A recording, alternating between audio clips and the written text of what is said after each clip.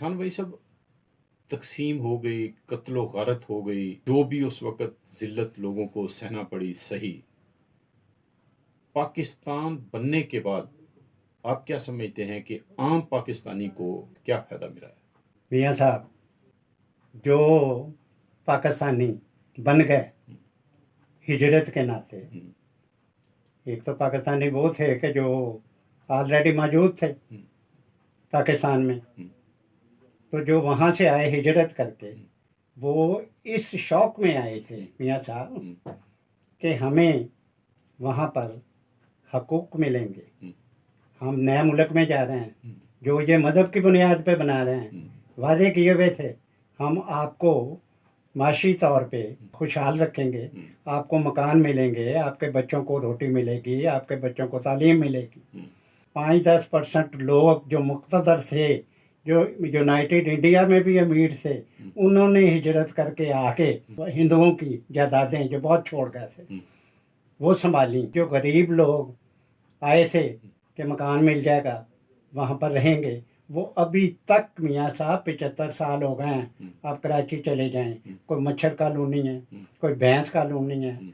वहाँ खैमों में लोग रहते हैं। हुँ, इसलिए यहाँ महकमा बहालियात है अभी तक हुँ, कि जहाँ पर आपस में लड़ रहे हैं लोग हुँ, कि इस कमरे में जो हम रह रहे हैं 4 फैमिली, वो कहता है मेरा है, वो कहता है मेरा है। जब यहाँ पर केसेस चल रहे हैं, हुँ, ये महकमा बहालियात मेरे दफ्तर के सामने है। हुँ, इंडिया का मुझे जिक्र करना पड़ेगा, उन्होंने तो ये 1950 में ख़त्म कर दिया था हुँ, कि जो मुसलमान छोड़ गया हुँ, उसका हिंदू मालिक नहीं होगा, हुँ, रियासत मालिक होगी। लेकिन हमने ये काम जारी रखा, इसलिए जारी रहा कि वो जायदाद जो थी वो यहाँ के मुक़्तदर अमीर लोग जो हिंदुस्तान से आए थे और जो यहाँ के लोकल थे, हुँ, उन्होंने जाल साजी से हुँ, वो अलॉट कराए। हुँ, हालांकि बड़े बड़े लोग, मैं नाम क्या क्या लूँ, जिन्होंने जिनकी लंबी लंबी जायदादें हैं, वो यहाँ के लोकल थे। हुँ, जब पाकिस्तान बना उनके पास अपना मकान भी नहीं था।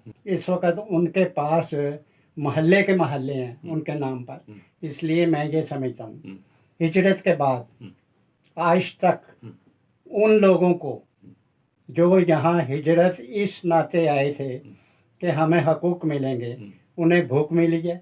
और अब पाकिस्तान जो है इस वक्त इस हालत में है कि डिफ़ॉल्ट के हालत में है। हुँ, खाना तो मिलना दरकिनार, 2000 बच्चे हुँ, सड़कों पे घूम रहे हैं, उन्हें तालीम नहीं मिल रही। हुँ, ना तालीम मिल रही है, ना रोटी मिल रही है, ना उनके कोई हकूक़ हैं। हुँ, तो इसलिए ये अगर आप ये कहें हुँ, कि जी ये तो फिर जो पाकिस्तान के ख़िलाफ़ बात है, पाकिस्तान के ख़िलाफ़ बात नहीं है। हुँ, पाकिस्तान बना इसलिए था कि लोगों को उनके हकूक़ देंगे, हुँ, हैं जी, हुँ, वो नहीं दे सके। हुँ, इसलिए आज तक हुँ, लोग हुँ, रुल रहे हैं हुँ, मईशत के बगैर, हुँ, खाने के बगैर, हुँ, तालीम के बगैर, हुँ, मकान के बगैर।